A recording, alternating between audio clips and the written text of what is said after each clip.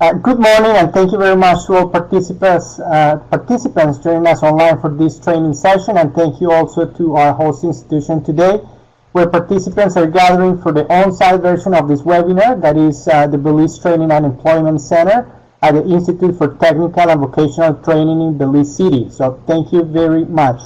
Welcome to the second dedicated training session in open government and open data for non-government stakeholders of the project Promoting an Open Government Ecosystem in Belize, implemented by the Trust for the Americas and the Department for Effective Public Management of the Organization of American States, OAS, with the support of the Embassy of the United States of America in Belize. My name is Mike Mora. I'm a specialist of the Department for Effective Public Management of the OAS, where I coordinate activities in different areas such as digital and open government and open data, among others.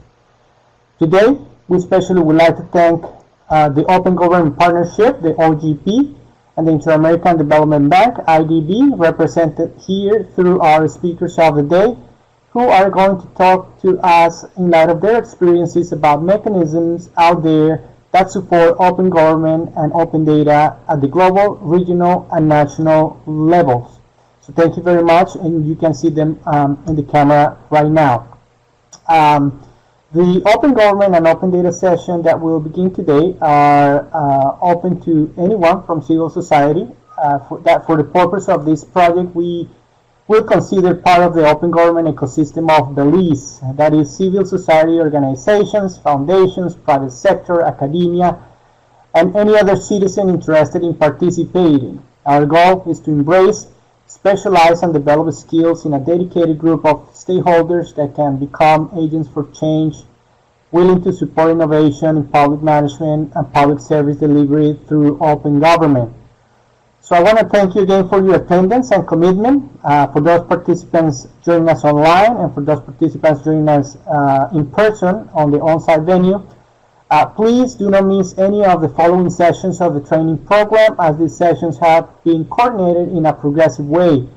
We encourage you to also revert the knowledge that you are about to receive with colleagues and people in your communities.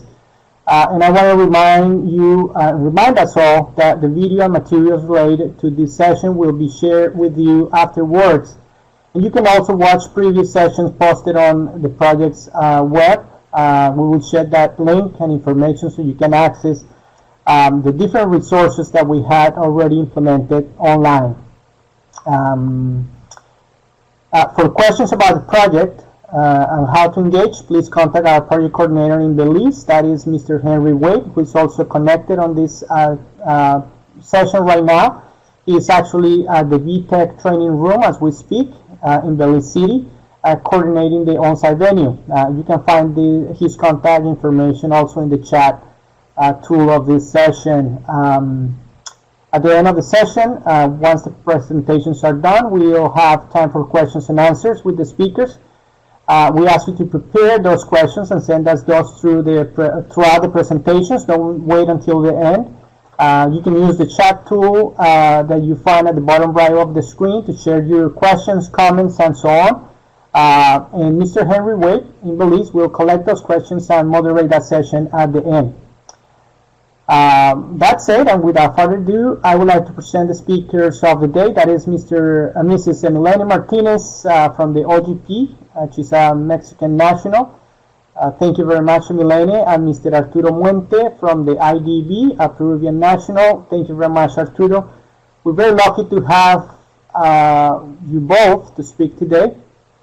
You are renowned experts and bring practical and real-life experience in the pursuit of open government and open data. So we're very happy and glad to have you here sharing this experience with Belize, a country who's beginning to walk away towards open government and open data. We're glad to have you both. Thank you. So for the first presentation, we will have, it's coming from the OGP. So I invite Arturo to turn his camera off. We're going to hear from Emilene at this time, and then Arturo will join us after that. Thank you very much. Emilene Martinez is the Senior Regional Coordinator for the Americas at the OGP. She joined the OGP Government Partnership in September 2012. In her role, she focuses on supporting civil society organizations in Latin America and the Caribbean. She holds a BA in International Relations and a Master's in International Studies from Monterrey Institute of Technology and Higher Education in Mexico.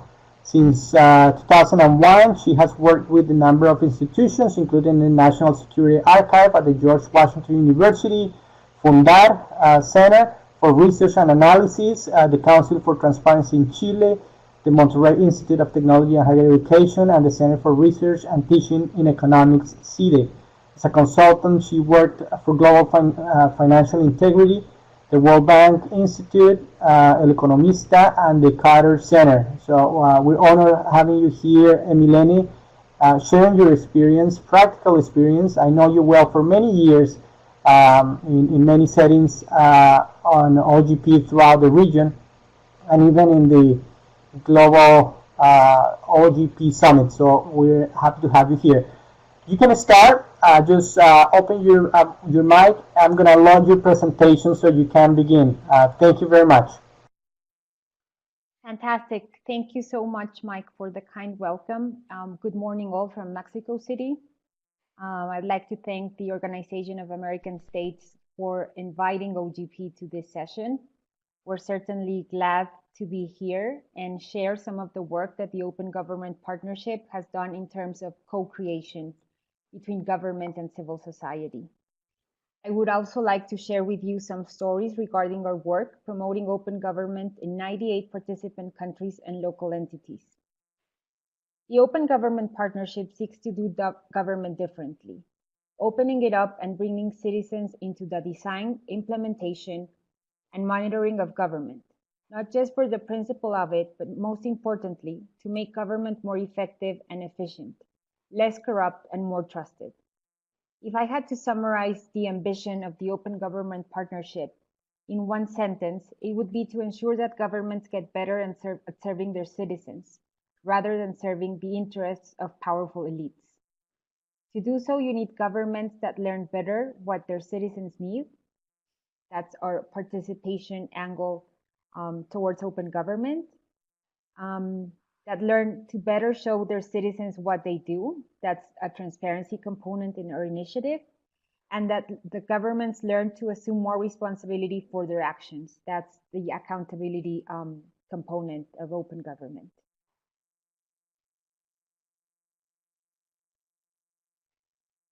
The participation of both civil society and government is essential to the success of the Open Government Partnership. Their collaboration is vital at the international level and within each participating country. Leading by example, we are led by a steering committee that has parity leadership between government and civil society. And when OGP participants commit to developing their national action plans through a multi-stakeholder process, we seek the active engagement of citizens and civil society.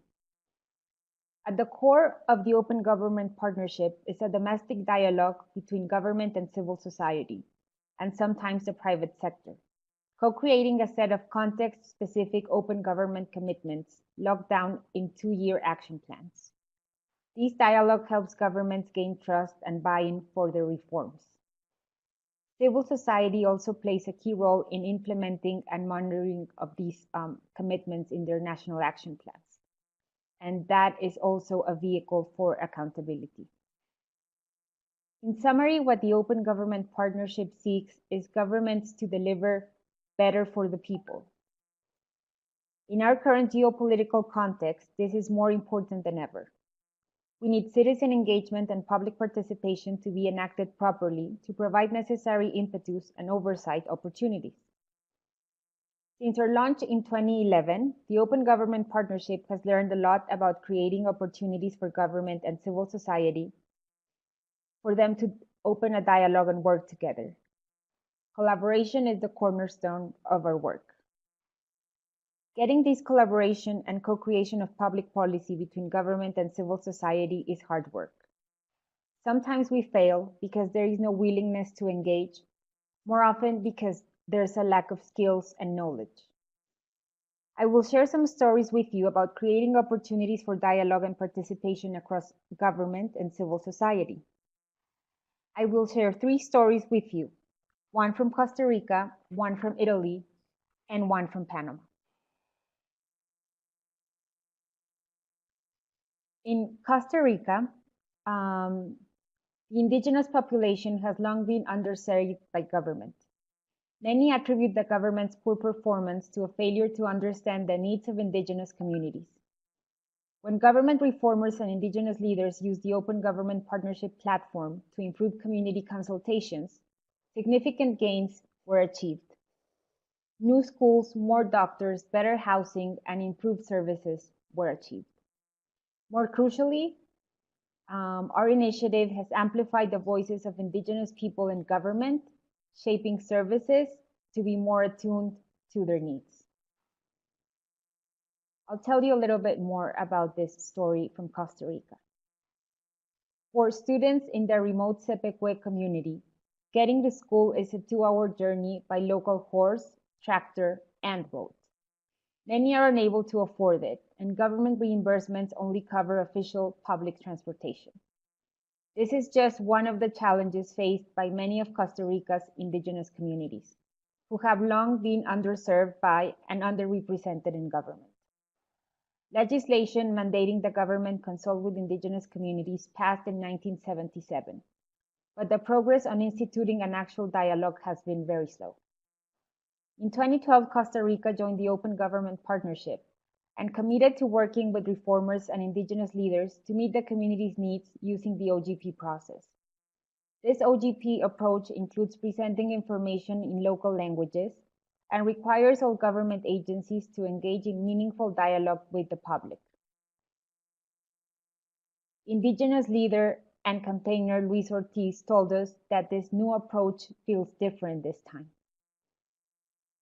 And our initiative in Costa Rica is yielding results. The new process has led to the construction of 5 schools. New doctors assigned to indigenous areas have been improving healthcare.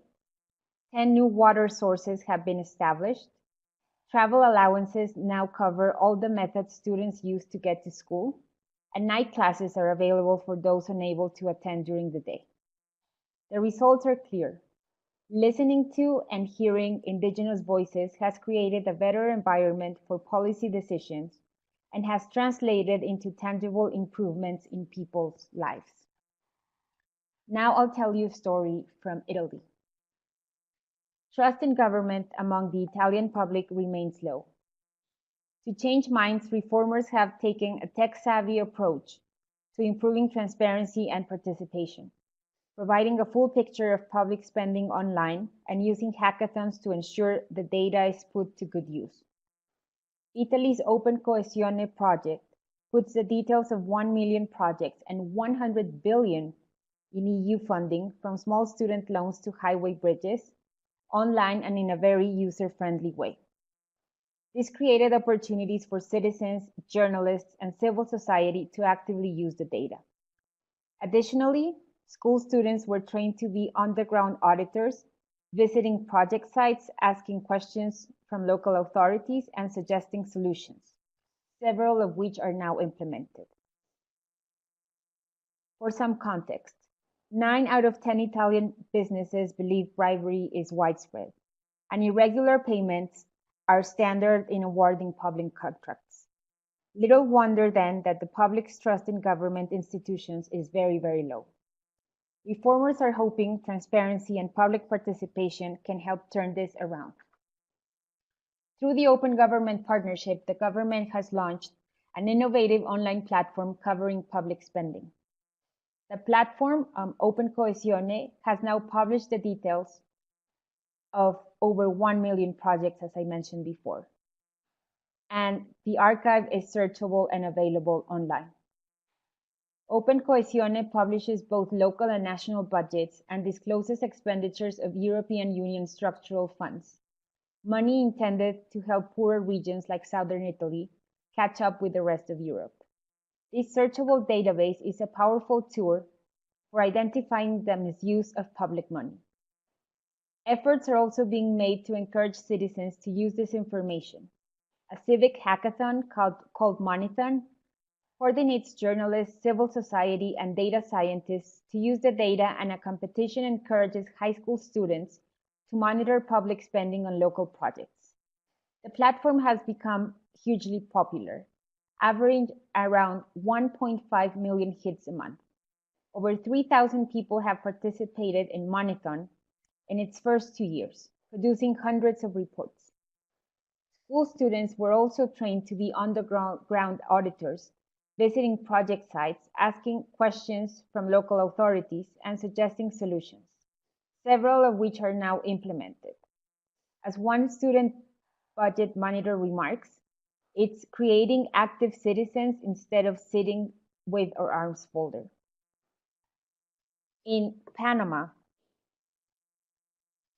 registering a complaint about poor public services over the telephone used to be considered a waste of time. However, a group of enterprising officials decided to use the opportunity created by Panama's membership in the Open Government Partnership to thoroughly overhaul the country's complaints hotline.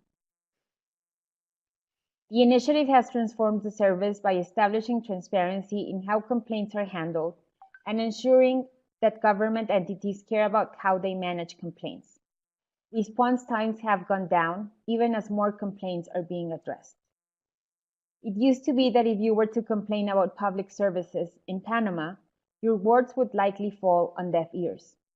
A hotline was available, but it was always unclear who was listening and what actions would result. For instance, 85% of complaints about the fire department failed to even garner a response. Many felt it was useless, a waste of time. Reformers in government saw this as an opportunity to revamp the complaints line and use the public feedback it generated to improve service delivery. An innovation introduced in the revamp of the complaint system was to use transparency to push public institutions to improve. In 2015, the government began publishing data on the number of complaints, response times, and action taken, broken down by government department. They also mandated that all government institutions, 86 public entities, and over 100 municipalities must respond to complaints within 30 days. A central tracking system allows people to follow the complaint process. These changes have helped transform the country's complaint system. Responses are much quicker, with departments competing to reduce response times to less than 30 days. Importantly, far more complaints are being dealt with. The fire department now proudly boasts a 100% response rate. For an employee of the hotline, the biggest shift has been cultural. Today, the public understands their right to good services, and officials know it is their duty to provide them. So these three examples illustrates what civil society can do through an open government framework to address public policy challenges. We discussed service, we discussed following the money in Italy, we discussed the inclusion of indigenous communities in Costa Rica. So through open government, you can address problems related to education, related to health, related to the delivery of basic public services. And also you can use technology to address these issues and address issues like the case I presented about Italy regarding budget and information for further analysis. Now I'll briefly go over our participation and co-creation guidelines throughout our process. I hope they resonate with projects and endeavors you're working with already.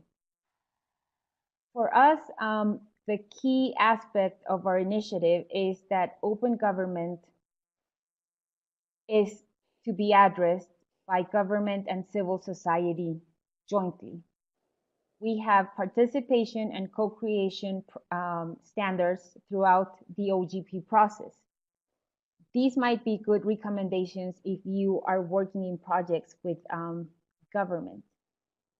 We think that for our platform, to work, we need the government to commit to certain principles. For example, the dissemination of information. If you visit our website, you will see that we have, as I told you, 98 participating governments, both national and local. And we suggest that each government has a dedicated OGP website with document repository and the key point of contact identified. Some countries like Paraguay, Costa Rica are very active on social media, and you can even consult the minutes of meetings they've had with civil society. We also ask government to have a clear timeline of when they're engaging civil societies, and that the information is communicated well in advance. We want government to be very open and have features that allow public commenting and online discussions in case people cannot make it to in-person meetings. Many countries, you will see, have regular implementation updates in their websites or social media platforms and a tracking dashboard where you can see what the progress is in this 2-year action plan commitment cycle.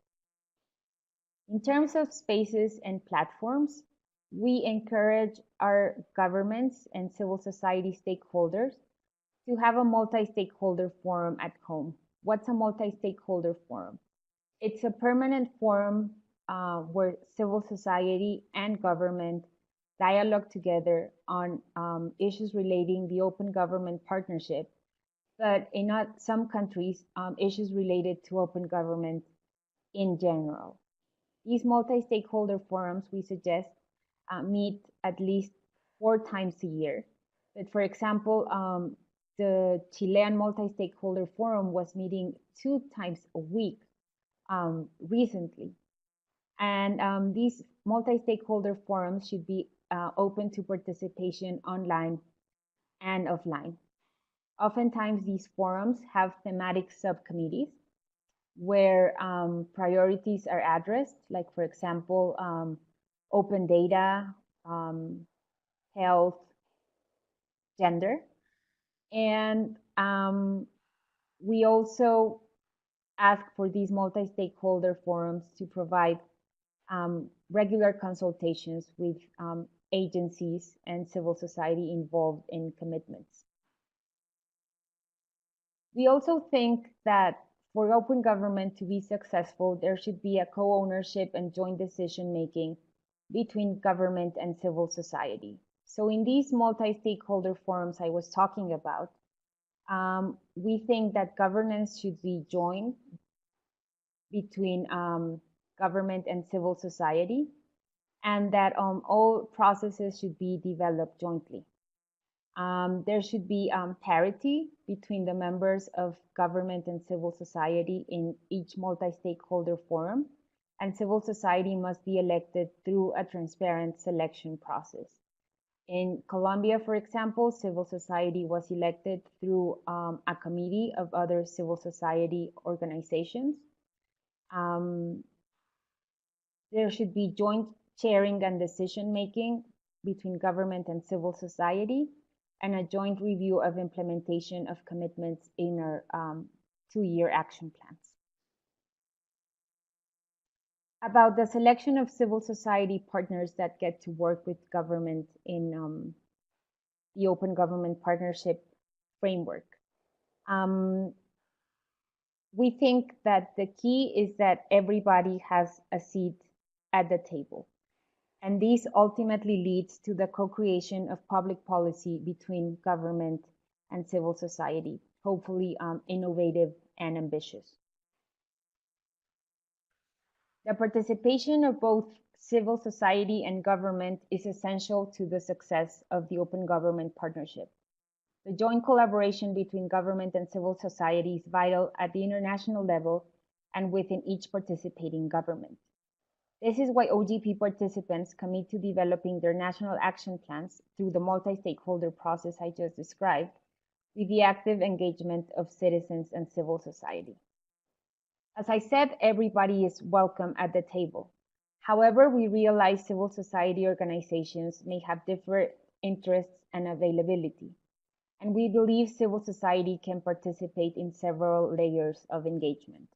Perhaps this will resonate with some of the projects you have already, but we believe that in these joint efforts between government and civil society, there will be some organizations that have, or some citizens that have the resources to communicate directly with the government and participate in coordination and decision making and be able to attend the meetings I was telling you in Chile, like twice a week.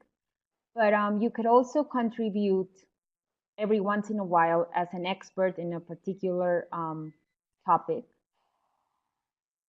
Or you might just say, listen, I want to be informed. How do I keep informed about the development of this joint project between government and civil society? Another aspect that I would like to highlight that has been very successful lately in OGP is diversity of participation. If we're thinking about a project between government and civil society, it is important to include as broad a cross-section of society as makes sense or is feasible for your context. For example, CSOs across the spectrum. We were just in a webinar where we had a partnership between organizations that are focused on gender issues and technology organizations. And they were talking about cross-cutting projects between gender organizations and technology. And for example, the availability of data regarding gender violence. We think that also think tanks should be included, organizations that represent the interests of local municipalities, chambers of commerce, professional organizations, private sector, academia, the media, and youth groups as well. To conclude, because I know we're running a bit late, we believe that open government can be a platform for government leaders and civil society reformers like yourselves to pave the way in renewing trust and creating the countervailing force against closed government via citizen engagement and public participation. Finally, I think open government is ultimately about making governments work for and with their people, to everyone's benefit. We hope our approach and stories will benefit you in your future endeavors, and hope that your efforts in Belize will yield ever more impressive results and examples for co-creating for a better and more open government. I have here some resources that are available in our website and from outside partners. I will share the links with Mike, and here is my contact information. Thank you very much, and I look forward to your questions. Thank you. Thank you very much, Emilene, for your presentation. I appreciate that.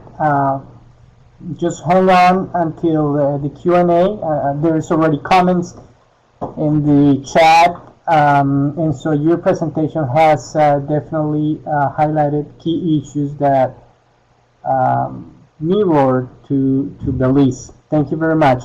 Feel free to share any links also in the chat as we continue and progress. Any other information, please feel free to add it to the chat while we listen to Arturo. So thank you very much, Emilene, for that.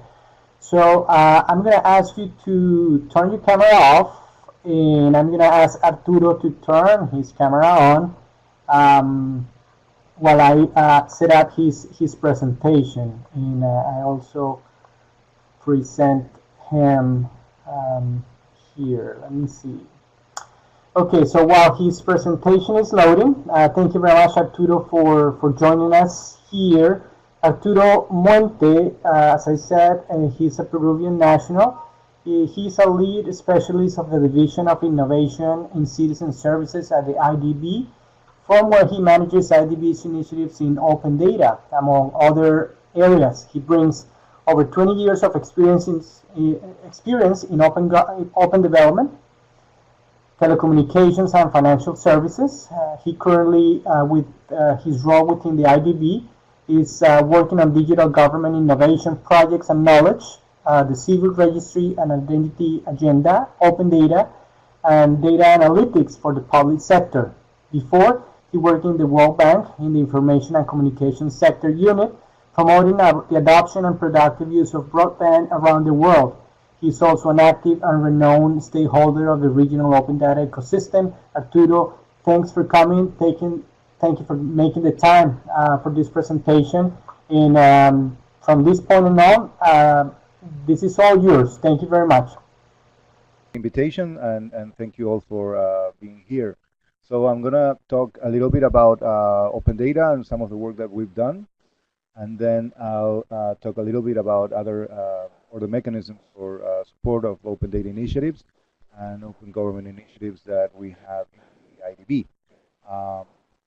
My colleague Nicolas Dassen, who Emilene and Mike definitely know, and I can introduce anyone who's interested, is the one who leads engagements around open government, but open data and open government had a very big intersection. So, we both work on these issues.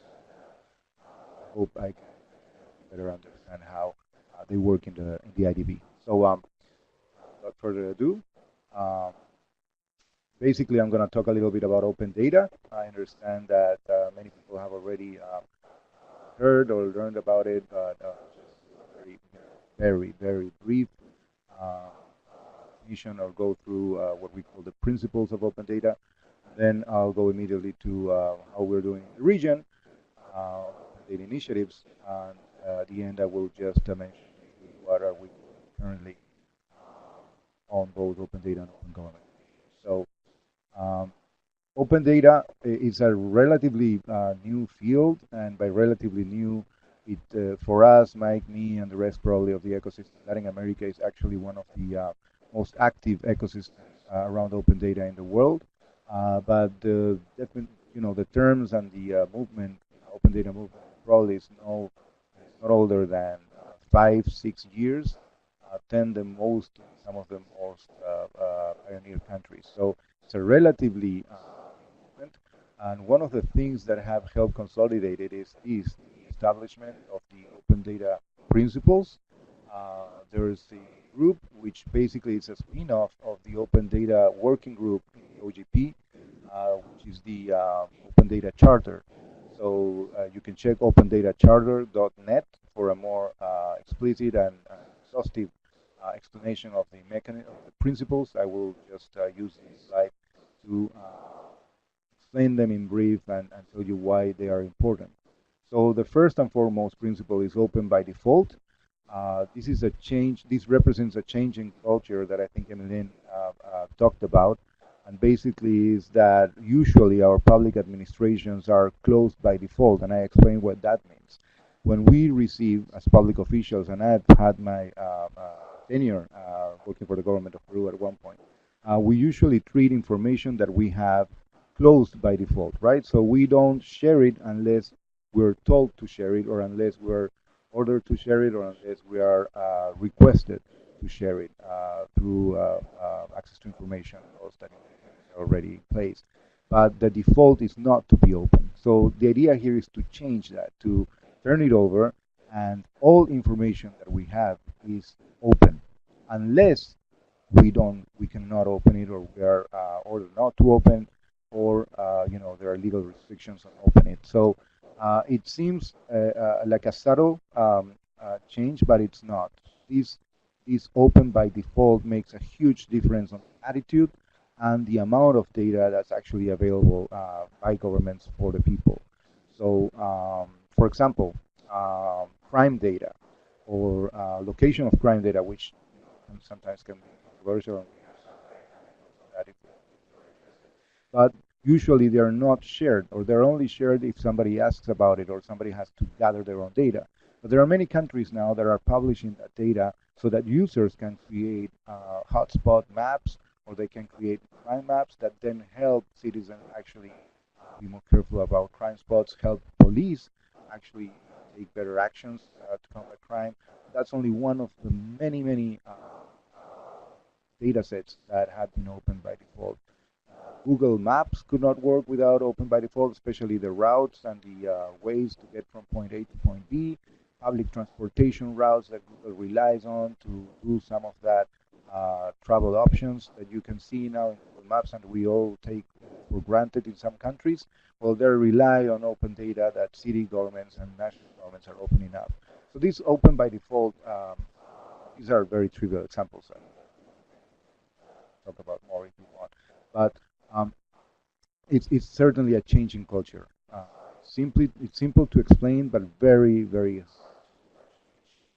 The second one is timely and comprehensive. The idea here, of course, is that I cannot do a lot with weather data from last year.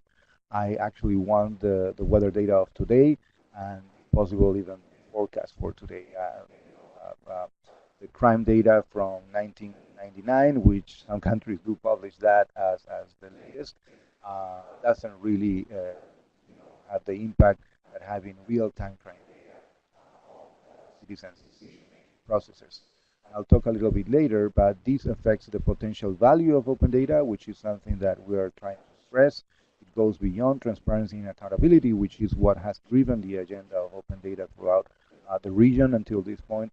But there are certainly other benefits that other countries are already exploring and exploiting related to economic growth, entrepreneurship, and innovation.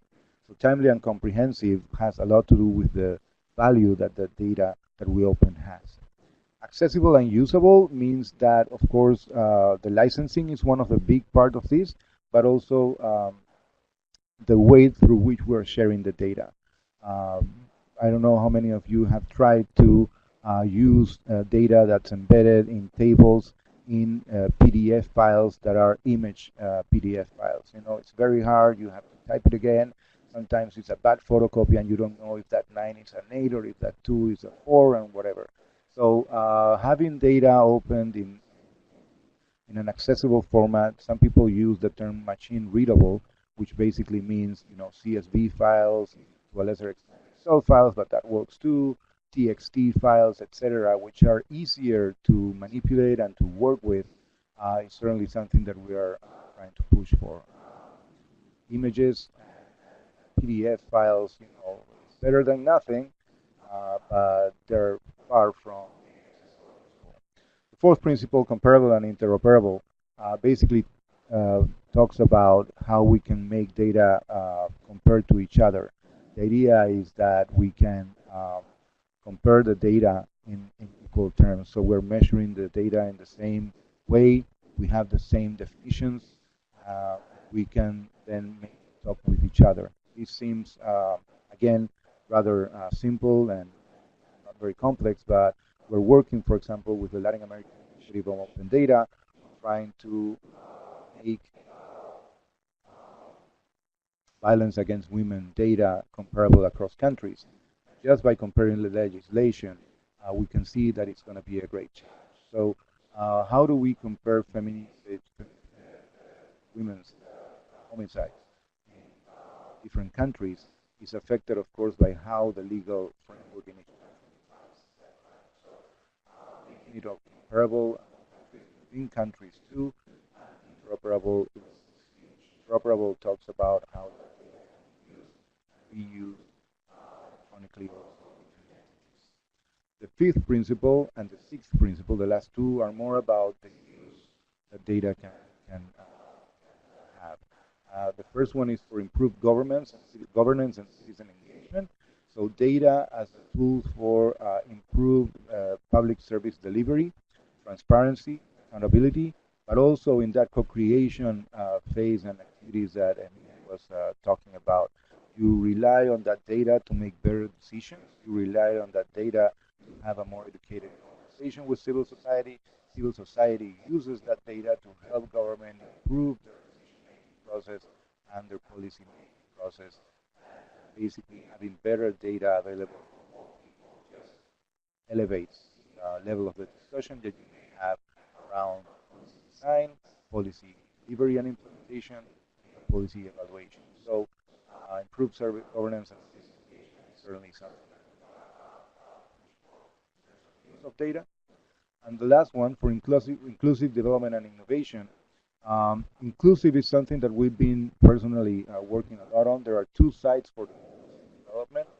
On one side, we want to have data that is inclusive.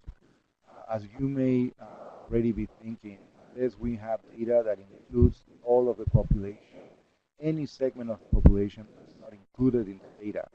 That data is used for public service design or policy design, delivery, then we may be, by design, excluding certain segments of the population analyzed. So it's very important that as we move towards data-driven policy, data-driven regulations, data-driven decision-making processes in government, we make sure that that data is that it includes all segments of the population. Usually, imagine the poorest segments of the population, far-fetched rural areas, the ones that we have the least amount of data on. They are probably the ones who should benefit the most from public policies that are being designed using data that don't include them. So you can see how this is important. The other side of inclusive is that we also want to have a very broad demand use of the data. So the data analytics skills that you need to reuse that data shouldn't be concentrated in two or three journalists or two or three data scientists that exist in the country. We need to expand the scope and the amount of people that can work on that data. There's something called what we call intermediaries, which is basically people that consume that data and publish, reuse that data to publish information, journalist articles, etc., that allow common citizens to benefit from the data. So apps, open data, news reports, highlight issues based on the data. Those are intermediaries that allow us citizens to benefit from the open data without actually being open data. So the more intermediaries we have, the more people that actually do data analytics, the more informed. I don't know how old people here are, but back in when I was a student, whenever we had a homework or work assignment to do that included data analytics, the topic was not the first thing you would look for. You would look for the data. Data availability 10, 20 years ago, nowadays, was really hard. It was the thing that determined what your work assignment, research area, or your thesis was about, just because of the importance of data and the scarcity of data. Open data has definitely changed that. Now you can basically, in some countries, choose your topic, choose the thesis, and you will still are just format and so innovation in terms of from applications, private sector entrepreneurs, and innovation in terms of public service delivery is something that is enabled by open data. Behind the sky, it's actually happening. The two most exemplary cases are, of course, weather data. All the industry that's billion-dollar size industry, especially in the US, around weather data, which is by the federal agency. And then the other one is GPS. GPS data is also open. There's, I don't know, speak about all the businesses that move around that open data. So just like that, in countries like the UK and the US, open data around health services, education, transport services are creating not only improved public services, but also entrepreneurship in the private sector. The only restriction, I don't think I have said that, also needed, to opening data are national security data, of course, and personal. So everything else should be. So any questions? I suppose I feel too long there, but it's Hi, Arturo. Let me cut you off for a second. I'm sorry. Um, we yes. seem to have them troubles listening, and Oh, so I'm sorry. hopefully you're listening to this. One action that I took was actually to freeze your camera. Um, maybe that's it's a bandwidth problem, and so I just cut your video. The second thing I want to ask you, just now that you re-engage, it's to again close to your mic. It seems to be working very well when you're close to the mic, but then if you moved out a little bit, maybe we start losing you there. So let's. Is this better That's now? better. Let's don't use the camera for the remaining in as much close as possible as you can to the mic. But that's great. That was Okay. that last sentence was great. Thank you. Okay, no, thank you, and I'm sorry. I won't go back, but please do let me know if there's anything that you'd like me to repeat at the end. So basically, I'm just digressing here on the indices, but basically, Latin America is well positioned. Like I said, it's a region that has some of the most active countries, but you also see some points in the bottom. So we are probably a region that has a widespread of performance, so to speak, in terms of open data, and you'll see that in a minute. The ODB, which I said was I was going to talk a little bit more, is the only one that measures what we call the ecosystem of open data. So not only does it measure like the open data index and the open data inventory, who's publishing and how open the data sets that are published are, but they also try to measure in the ODB how much impact the open data is having and how much demand is there in the country. So they measure what we call the ecosystem. So not only who's publishing, but also who's using it and how if the use that it's having is having an impact on civil society, on businesses, on economic growth, or on transparency and accountability. So there, as you can see, and it's a trend, we do fare better in terms of the other regions. There's a drop, in the average, and it happens to all regions between preparedness or readiness, implementation, and impact. That is something that happens everywhere, and you can see that, but it's something that we want to work on. Readiness is about, having the legal frameworks in place, having the, access to information law, but also privacy protection law, data protection law, also having an open data initiative, having an open data portal, having some guidelines on how to publish data, etc. Implementation is just how well are we doing, how many databases are we publishing, how well are they in terms of accessible, how open they are, etc. Impact is how does open data improve the quality of policymaking process? Does the open data have an impact on economic growth? Does open data have an impact on the relationship between civil society and government? Has it had an impact? And these are finished the comparison of region. It's a graph that we made that basically maps all three dimensions from the Open Data Barometer, and it compares it with the top 5 countries in the world: the United Kingdom, Canada, France, United States, Korea. And you can see what I was saying before. You have countries like Uruguay, Mexico, Brazil, Colombia to some extent, Chile to some extent, Argentina. This is 2015. Argentina last couple of years that are kind of leading the pack in the region in data terms. Not only you can see the two axes measure implementation and readiness, but also the size of the bubble which measures impact. Mexico has a very high impact, followed by Brazil. Then you have a bunch there of countries in the middle, which be stuck on just being through their implementation and preparation um, figures.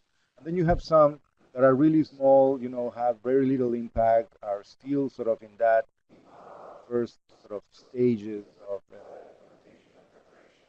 So what we did is simple, just very simple quadrant said, countries that are in the number one space are well advanced. They need to consolidate their own initiatives. Countries in number two need to step on implementation,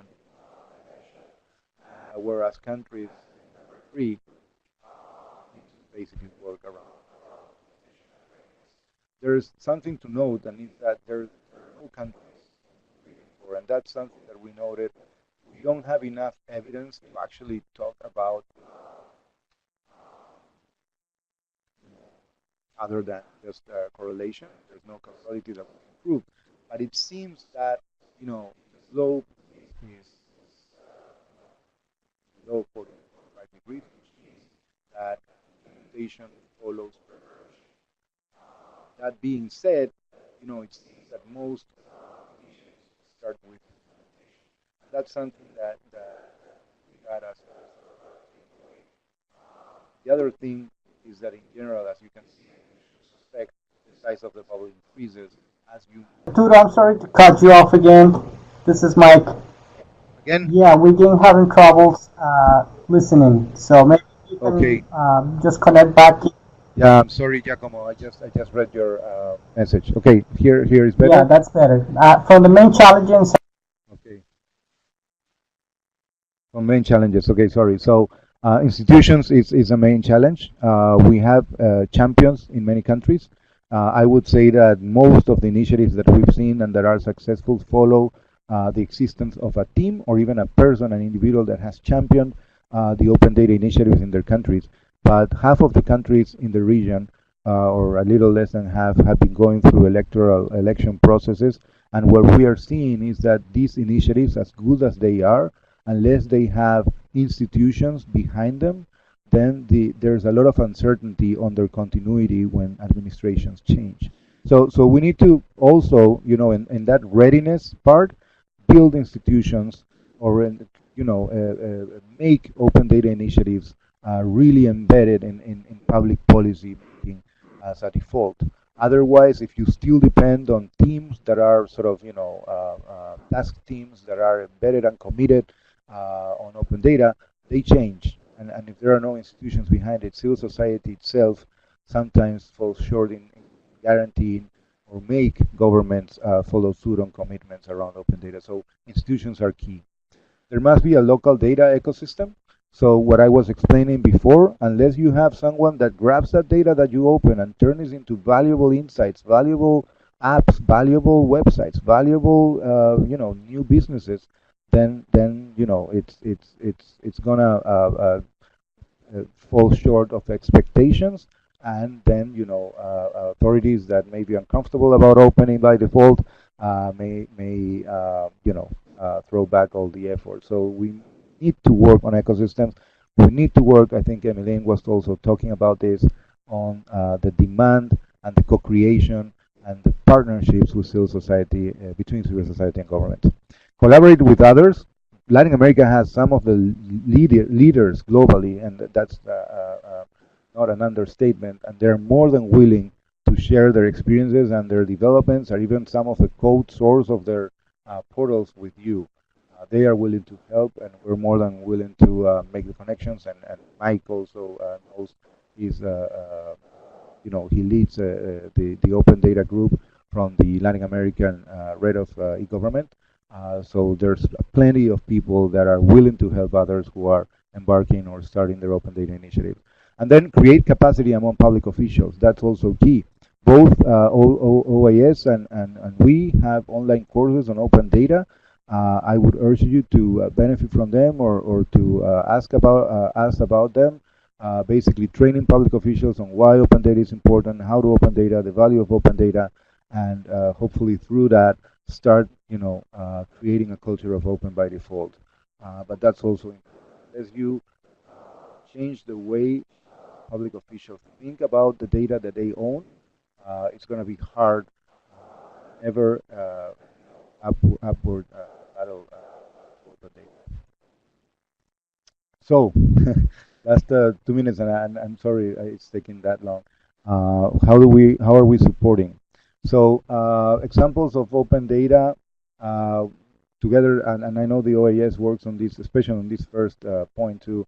Institutional settings, which I talked about, rules and regulations, open data initiative, drafting those. Mike has held several roundtables around creating open data initiatives, prioritizing, involving other stakeholders in that ecosystem. So that's key, and we can certainly help with that. Open data portals, the adoption of standards, what we called open app guides, which we're working with the Open Data Charter, basically grabbing a sector, and we started with anti-corruption, and then defining which are the least amount of databases, which databases should be open if you are really committed to having an open data initiative around anti-corruption, which are the basic databases that should be open and public. So there's a guide already existing on that one, and we're going to be working on one in climate change, hopefully within this year or starting the next. And then these online training courses in open data for public officials that I've been talking about. So that basically where we're helping several countries right now. Let me just tell you a little bit about the OGP, and then I'll talk about the process in general, which I think is also something. So we do also support open government programs. The leader there is my colleague Nicolas Dassen. But we support countries that are, deemed eligible by OGP or that are close to being eligible by OGP. So that's something that is coordinated with the OGP Secretariat. There are available funds, but they are limited. Usually we receive more requests than funds that we have. That also happens for the data part. So they are prioritized based on the actual proposals, how committed the country is in terms of having an open data initiative, and so the process of adoption of the OGP. And with that, we do have some resources. They're not, enough, I think, to fund the whole initiative, but we do have some resources that are supporting currently. And for the last at least 3-4 years, we've been supporting open data initiative throughout the region. So we help with drafting the plans. We help with implementation of actions within an approved plan, which sometimes, and this is the intersection I was talking about, we've helped with the creation of the open data portals. We've helped with the creation of or release of open databases. So most, I would say, if not all, I'm gonna stick with most open data, open government plans include open data initiatives or open data actions. So there's big overlap there. We do have some resources to help, but it all go through, what's the scope, what's the level of sort of openness within the country, where they are in that journey, and with that, questions. Thank you very much. Sorry about the mic problem. Mic, I mean the microphone, not the mic, more a problem. Spain.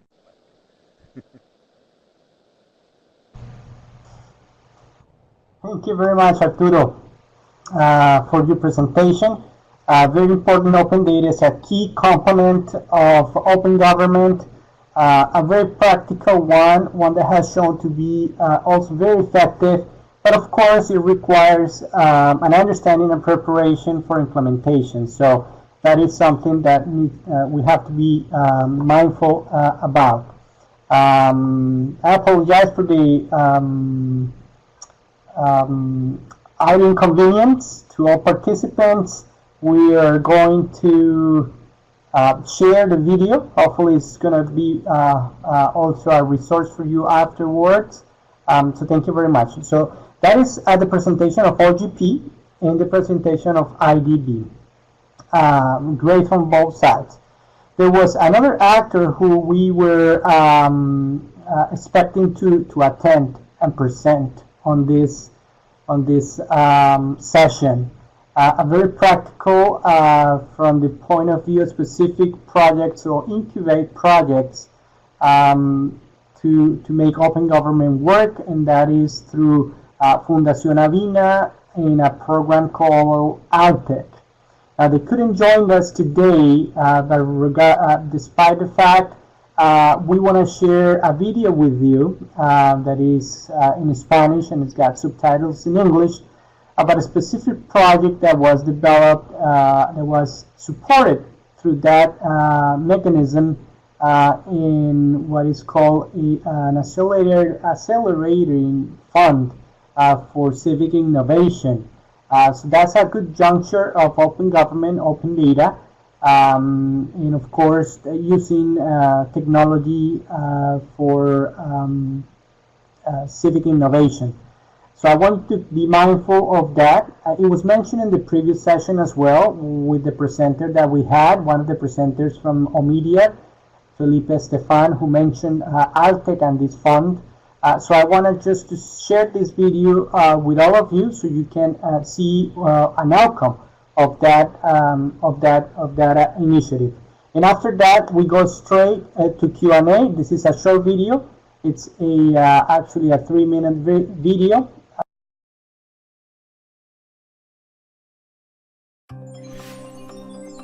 La tecnología cívica es importante como un camino hacia el logro de impacto social. Permite mejorar la interfaz entre ciudadanos y gobierno. Y co-construir junto con el Estado servicios públicos de mejor calidad. Acerca a la ciudadanía, a los tomadores de decisión. Saber más, para informarme más, para vincularme con más personas al mismo tiempo. Lograr participación ciudadana. En América Latina hay muchísima creatividad, muchísimos conocimientos y cada día más y más alcance a tecnologías móviles y tecnologías web. La Alianza Latinoamericana para las Tecnologías Cívicas, ALTEC, es la continuación del Fondo Acelerador de Innovaciones Cívicas, una alianza entre Fundación Avina y Omedia Network. ALTEC busca apoyar iniciativas en toda América Latina que utilicen tecnología de una forma creativa para resolver un problema de la vida real de los ciudadanos en sus comunidades. La convocatoria estará abierta hasta el 31 de marzo. Entrá, informate, consulta, compartí, Participá. Sumate.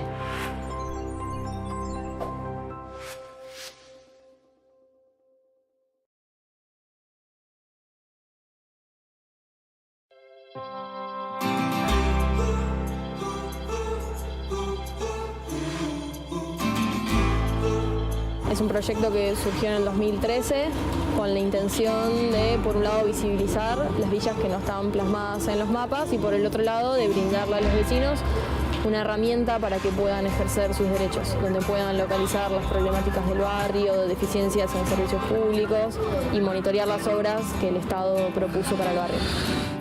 Es un caso donde trabajamos en alianza con otra organización que se llama ASIG, Asociación Civil por la Igualdad y la Justicia, que ellos nos trajeron esta problemática y entre las dos organizaciones pudimos sumar lo técnico de nuestro lado y el saber sobre la problemática puntual de las villas, en este caso de la ciudad de Buenos Aires, y en conjunto desarrollamos este proyecto a través del Fondo de Innovación Cívica de Avina. El principal logro para nosotros es poder plasmar las villas en el mapa. Y es un logro que por ahí no nos habíamos planteado como tal al principio del fondo, sino que fuimos descubriendo que era una necesidad. Eso va a llevar a la verdadera integración urbana como cualquier barrio de la ciudad. Donde puedan localizar las problemáticas del barrio, deficiencias en servicios públicos y monitorear las obras que el Estado propuso para el barrio. Y otro gran logro, creo, del proyecto tiene que ver con haber entendido desde el primer momento que el desarrollo de caminos de la villa o de la plataforma era para los vecinos. Después de un año y medio poder decir que las 5 villas de la ciudad pueden verse de manera online, todos los vecinos puedan acceder a ver su pasillo, su manzana, ubicarse en el mapa. Se trabajó desde el primer día en que el proceso sea participativo, que el nombre mismo de la plataforma lo eligieran los vecinos. Están identificadas tanto las manzanas como las casas. Es lo que se ha trabajado, ¿no? Un trabajo muy importante. Una vez que ahora ya tenemos los mapas, para nosotros como el principal desafío para futuro es que sean incorporados de manera oficial en las cartografías de la ciudad de Buenos Aires, que el gobierno pueda adoptarlos, incorporarlos y que se los apropie y que puedan darle una resolución institucional y los resuelvan a través de esta vía más rápida, como es la que diseñamos para Caminos de la Villa. Saber que tenemos que invertir en publicidad, en difusión, en promoción de la herramienta y sobre todo en campañas offline. Lo que deseamos y el desafío que tenemos por delante es que todos esos reportes tengan una respuesta concreta.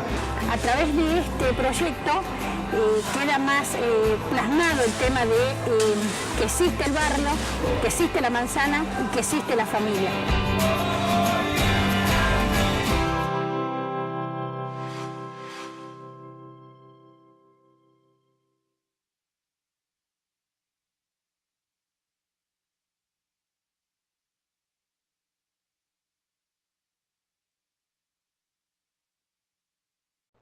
Great, thank you very much. A practical example of this program called iTech. I'm going to share the link, and I'm going to share the web as well, so you can follow that also online. So thank you very much. This is me again. I'm going to ask Emilene to get online with your cam, as well as Arturo. And that way we can start the Q&A, and I'm also going to ask Henry to start the moderation for that. Very well, Henry. Welcome, and thank you very much. And again, welcome to all participants who are right now gathering there in Belize City. You couldn't see it, but I have received pictures already of all participants there. I'm talking to the rest of the participants online. So we have a group of people already there. Yes, thank you again, Mike, and thank you to our participants. Go ahead, Henry, for the moderation. It was a wonderful presentation. There was some little difficulties on our end, Mike, in terms of the following the presentations due to some technical difficulties, but we've been engaging in discussions over this side on open government, open data, the benefits. So we've had a few questions already, but before we jump into the questions here from our participants via the chat box, I see that Melanie from REC International wanted to ask a question earlier during the presentations. So I guess this goes out to both Emilene and Arturo. And Melanie is asking, some multi-stakeholder spaces exist currently. How do we strengthen them to be more accountable and transparent and open to participation? And this echoes some of the same sentiments that some of our participants here in Belize have as well. So can I ask Emilene and then perhaps Arturo to add some comments on that as well? Yeah, we have multi-stakeholder forums, as I mentioned, as part of our OGP process, both in national entities and in local entities. And we think that the best way to go about these mechanisms is to have real roles and responsibilities that are very clear for both government and civil society. So having the rules of the game spelled out, and that these rules of the game are jointly made by government and civil society. So with both government and civil society input. That would be my advice, to genuinely co-create these rules, these guidelines, these norms with government. I'm going to share with you our resource. It's our co-creation and participation toolkit. And there I think you could find hands-on examples about how to strengthen multi-stakeholder forums. So I'm putting it right now in the chat.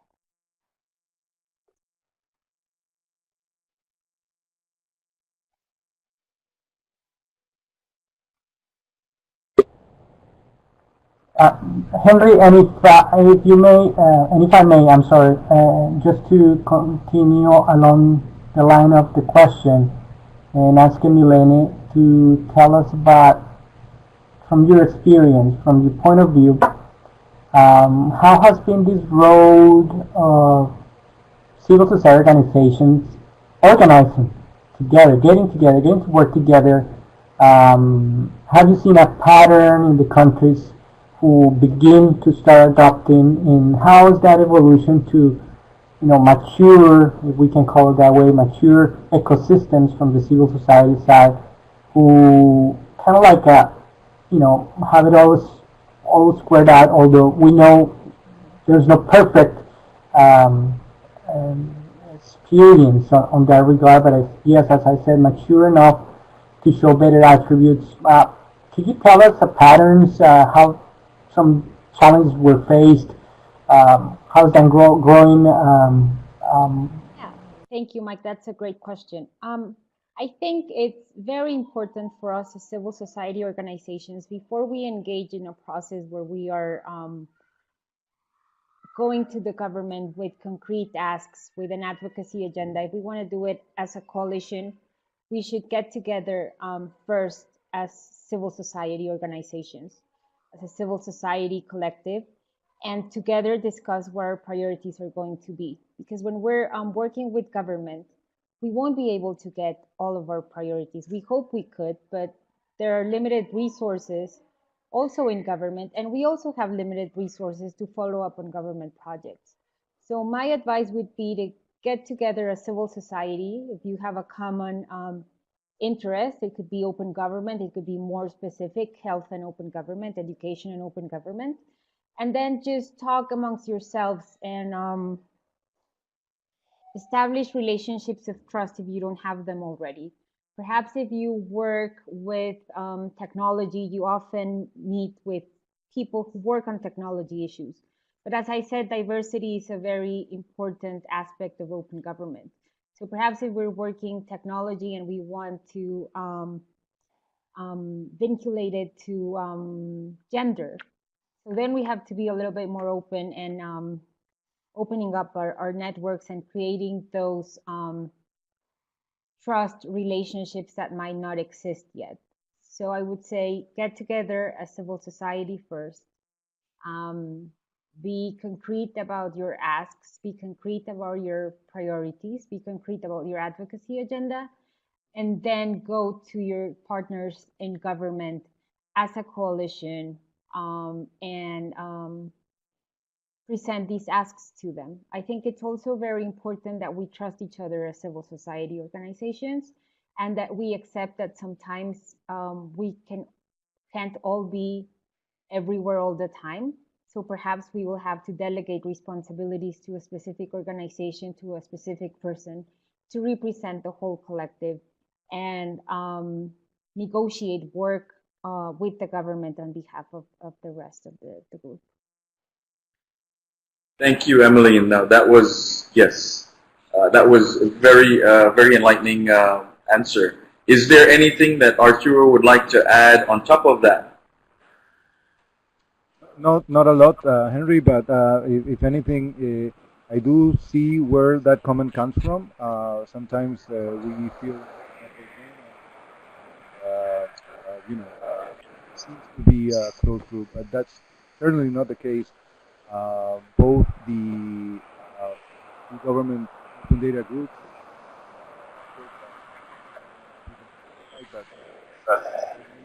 as well as the whole Latin America Open Data Initiative are open for participation. They have annual events. Every country every year it rotates. This year is going to be part of the International Open Data Conference in Buenos Aires. Last year it was in Costa Rica, the year before Colombia, and so on and so forth. So there's certainly a network that is approachable and ready to collaborate. And if there's a need to just get in touch with them, again, I don't want to speak on behalf of Mike, but I'm certainly more than willing to make those connections. Thank you. Thank you, Arturo. So now I want to invite our participants here, Mike, to share with us any questions that they might have to our presenters. One of the first that we had, he just had to step out. One of our participants was asking about retaining that engagement on the government side. I know, Emilene, you mentioned for the CSO side to be robust, for them to have a set agenda, for that coalition building to have already taken place. When that is already established, how is it then, or what has your experience been in terms of keeping that engagement with the government side?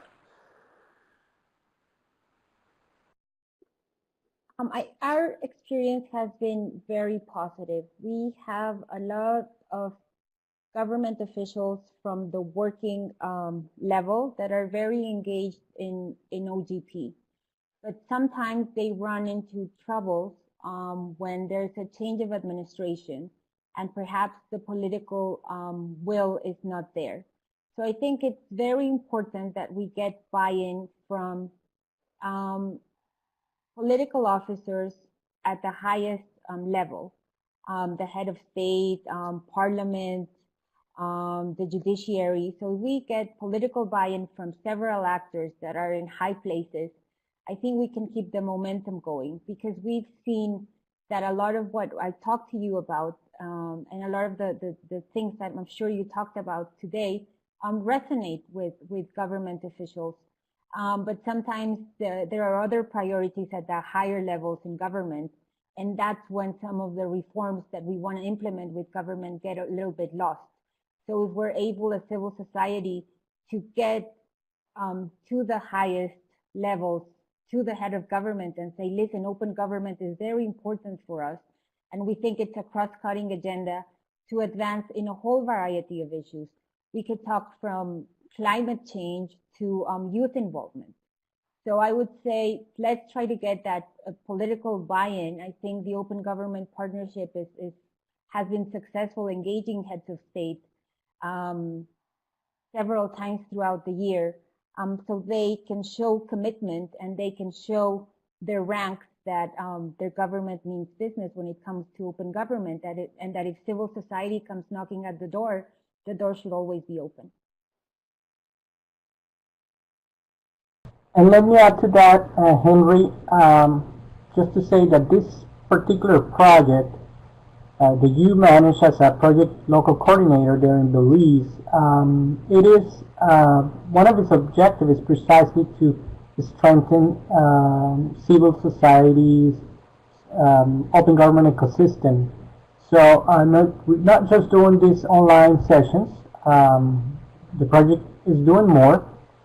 So my message to all of you participating here is to engage with, get in contact with Henry Wade so that we can find ways to engage you in the process. It's not just to strengthen the ecosystem, which is good, but also to actually take action on getting this to work. So there will be follow-up activities of this project that we think can precisely reach that objective that Emilene was telling us. So we're going to create spaces for dialogue among civil society and government as well, so that we can identify what are those areas where we can work. I remember just a reflection, Emilene. I met you in London in 2013 at the margins of the OGP summit there. And I remember back then civil society organizations actively complaining about the poor engagement that they had on the construction of the action plans, their national open government action plans. And the reflection of that is that it was fairly new for everybody back then. Talk about action plans. Nobody knew, government or civil society, how to go about putting an action plan together. And so there was a lot of complaining. Now, the thought of this is that in this particular case, after 5 years, that has improved a lot. Yes, there is lacks of political will when there are new governments taking place and so on and so forth. But the good thing about it, by that experience, is that a country such as Belize doesn't have to go through it as OGP, IDB, OES, and other support mechanisms are there to support in that process and to instruct and strengthen that that tells us that we can or you can work together as civil society organization in a much more proactive way with government to make sure that the agenda is well set for open government, and more even so beyond open government. That is to start working on specific thematic agendas, sectorial agendas for concrete objectives. So I wanted to say that, as I noticed that we lost Emilene there. She probably will get back online anytime. But that's also to tell all civil society organizations represented here. You know, the power of having already many countries walk that way already and strengthening those processes. Again, this project will support civil society on the one side to strengthen their capacities to engage with government and open government, and in the same way we're going to work with government as we had already. We've been doing it to make sure that they also strengthen their capacities to engage on a proactive co-creation process with civil society. So that, just be mindful of that, and be mindful that this project will have a set of activities with that objective of coming together and improve and support. Yes, I see we have engagement from one of our participants in the audience, Mr. Smith. So thank you for that. We have had another question from one of our participants, Mike, and I guess this could be both directed at Emilene and Arturo. I guess we could start with Emilene. In terms of the different interactions that OGP has had with governments, can you give us some examples or share with us some of maybe the differences that you've experienced with countries or governments that are new to open government, countries that are sort of only blossoming into this new phase, as well as countries that have more established open government actors and factors already in place. Can you share with us some of those differences? Sure, and I'll refer to a comment by Lee McLaughlin that I saw on the chat. So first we need to have a shared understanding about what open government is, both on the government side and on the civil society side. Because as Lee mentioned in the chat, it is indeed a paradigm change for open government officials, but also for us in civil society on the way we relate to government and are more open to working with government. So first we needed to be clear that open government, and this was also mentioned in the chat, is not only e-government and open data, which is basically what governments understand first. And it's low-lying fruit for some of them because there are already a lot of programs. Mike knows this well. I mean, e-government programs going on around the region. So sometimes what governments tend to do is just let me dump all of the government stuff into open government partnership commitments. So let's just be clear that, and it was also mentioned in the chat, public participation is one of the pillars of open government, citizen participation, but meaningful citizen participation, effective citizen participation. So just have a shared understanding. I think it's very important to do awareness raising at all levels of government so they know what, in our case, it's the head of state that actually signs on to become a member of the partnership most of the times. So just for people to know that this is something that a country has committed to and that civil society is going to come knocking on the door. And as I said, the door should be completely open. I think what the OAS, the Trust for the Americas, is doing in Belize is really important because if, for example, Belize would want to become eligible to join the partnership, I think that the basics are to first generate awareness raising also on the civil society side. So I think what the OAS is doing is very important, is very meaningful, because sometimes the government signs up, perhaps some people in the government know what open government is, but civil society is not aware of the opportunities that they have, about the public policies that can be addressed, the public problems that can be solved. So I think that's very important. What we've also seen is that most of the dynamism in the Open Government Partnership comes from the Global South.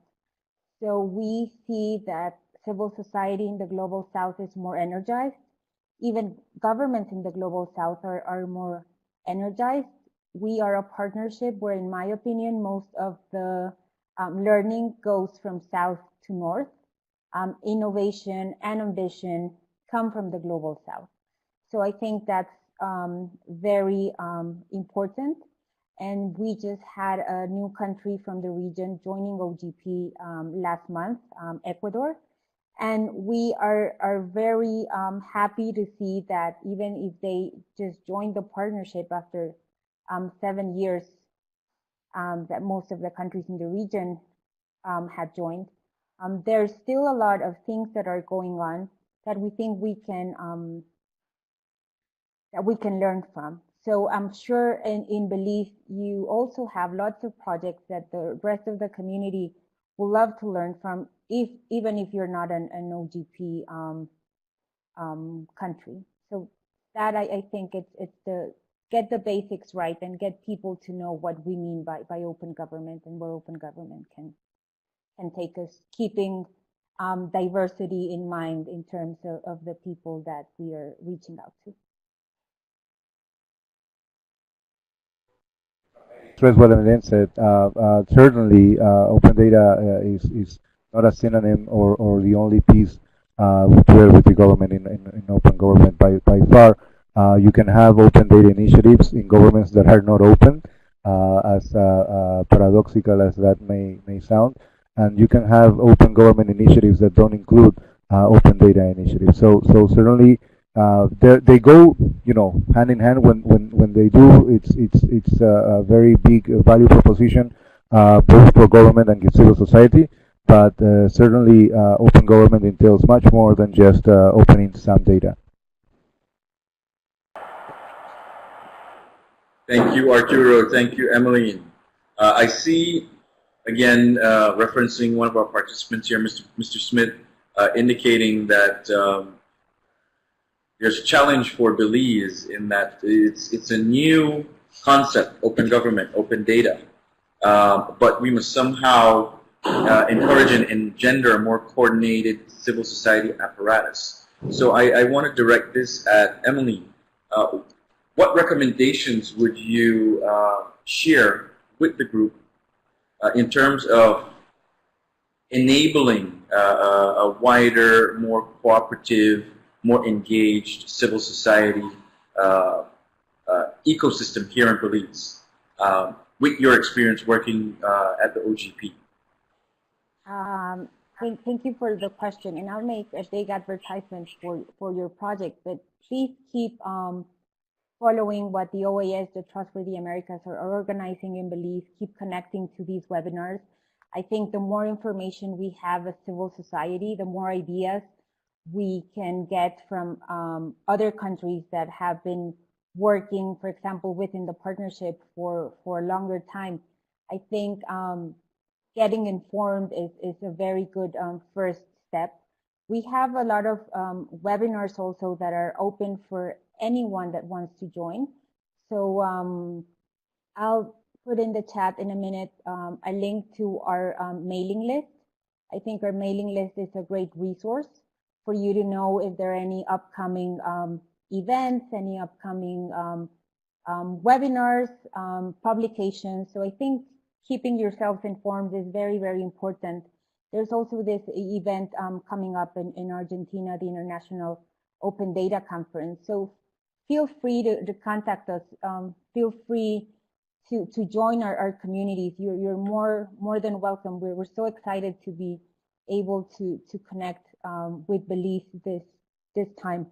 And also, as I mentioned before, once you know more about open government, if you decided to tool for your advocacy projects, be very specific about the asks you have And if you want to work in a coalition, which we found is most powerful when addressing the government, if you come as a coalition, if it's a plural coalition, the better. A diverse coalition also works better in terms of convincing government that our ask is important and legitimate.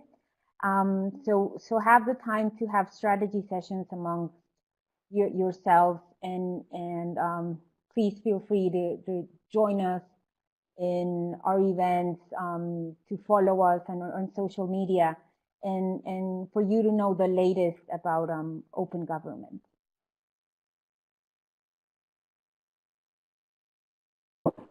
Excellent. Thank you, Emilene. Thank you so much. And I note that we are approaching time, Mike, Emilene, and Arturo. So for our final question, I want to direct this to my esteemed colleague there in Washington, D.C. Participants are very, very much interested in the project. Some are quite aware of what we've been doing on the ground, Mike, but we're seeing some new faces here. And for those new faces, I just wanted to see if I could direct this question to you in just basically sharing an overview on what the role of the project is. Emilene gave us a wonderful endorsement just a while ago, but I just want the participants to have a very clear picture and view on what the role of the project is, and perhaps maybe share with them some of the different phases of the project. Mike?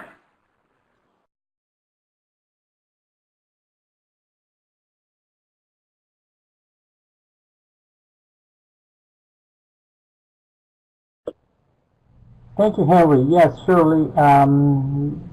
Quick, within the time frame we have. So the Organization for American States and the Trust for the Americas have come together with the support of the U.S. Embassy of United States, the United States Embassy in Belize, to strengthen the open government ecosystem in Belize. So in doing so, we basically set up a project with 3 stages. The first one intended to generate that awareness, as Emilene was saying, in great capacities on civil society and also government, an open government. So that's in a broad sense the first stage of the project. We've been doing that. We have engaged, we have developed, we have implemented already some technical missions there. These sessions are part of it, and there is going to be more on-site training as well on that regard. So that's one aspect of it, but we have to move beyond that. And we're going to move beyond that with some technical assistance on-site that will create an opportunity for civil society and governments to come together to dialogue, to share their experiences, and to start working together on co-creation. So that's let's call a pilot. Let's call a test of open government processes. And we are planning right now something that is called we have put it together as BOW, Belize Open Week, BOW. We'll be able to share with you information shortly through Henry. In a week where we want to have training, exchange of experiences, and dialogues to co-create. So it's going to be an entire week of activity, including the initiative of a hackathon there, a very intense week of work to get a lot of that going. Since we think we had already by then built some capacities, understanding, awareness of this, I think that's going to be a critical week for that. But beyond that, the project also has available some seed funding for specific projects to undertake. And for that, we will launch also a call so that civil society and government can come together and present proposals to get projects funded. And so that will be happening towards the end of the year. so that those projects can start begin implementation early next year. That's it. So it's basically 3 phases. And we hope IDB with Arturo, OGP with Emilene, and the rest of the colleagues could accompany some of that. As a fact, this is just part of that collaboration, but then we have on-site activities and projects and so on in a way to generate that ground for the undertaking of open government. And of course, if the government would like in the meantime to take steps towards the institutionalization, if we can call it that way, of open government, there's OGP, there's other mechanisms that could be of support in doing so. So that's what it is. And here from the OAS, we're of course supporting all the implementation and doing all that work from here, but also in Belize. So thank you. I leave it there, and as it's already 2:03 here, 12:03 there. That's as much as I'm gonna say, and also. A big thank you from all the participants here and myself from Belize, Arturo, Emilene. Mike, thank you guys so much for your wonderful presentations. And we will share contact information with all our participants. We're going to be forwarding an email with the chat information, inclusive of the links, as well as presentations and video links for today's session. So again, a big thank you. And if you can hear us, guys, can we get a round of applause for our presenters? Thank you so much, guys. Mike, Arturo, Emilene, have a wonderful day. And goodbye from Belize. Thank you. Goodbye from Mexico City. And please, if you need any help from us, feel free to contact me. You have my email in the chat. Thank you, Mike. Thank you, Henry. And have a good day, colleagues in Belize. Bye-bye from Mexico City.